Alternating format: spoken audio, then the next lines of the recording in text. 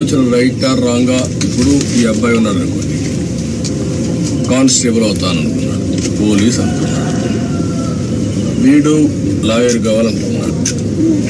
ఇవి రెండు అయితే ఇంకొక 5 ఏళ్ళలో 10 ఏళ్లలో వీళ్ళిద్దరు బాగా చదువుకున్నారనుకోండి, ఉద్యోగాలు వచ్చాయనుకోండి, వాళ్ళ జీవితాలు స్థిరపడితే మిమ్మల్ని కూడా చూసుకుంటారు. అప్పటి నుంచి మీ జీవితాలు కూడా మారుతాయి. మీ ఇద్దరిని వాళ్ళు చూసుకోగలుగుతారు.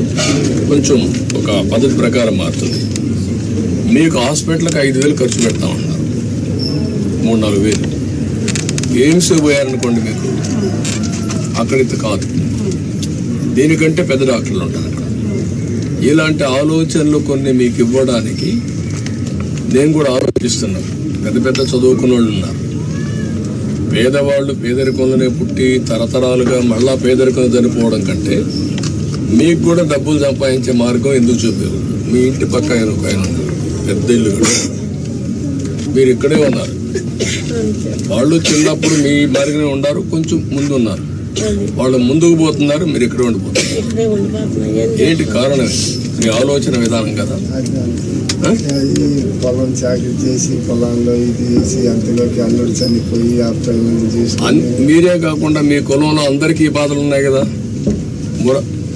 అటు ఇటు అందరికీ ఉన్నాయా? అందరికీ ఉన్నాయి కదా.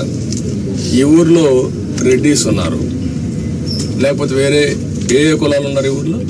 రెడ్లు, కమ్మోరు, యాదవులు, శాఖలు, లంబాడీలు, మాదిగోళ్ళు, మాలోళ్ళు. ఇప్పుడు రెడ్లు బాగున్నారు కదా, కమ్మోళ్ళు బాగున్నారు కదా, తర్వాత యాదవులు బాగున్నారు కదా. బాగలేనిది ఎవరు? మీరే కదా. ఎందుకు? కారణం ఏంటి?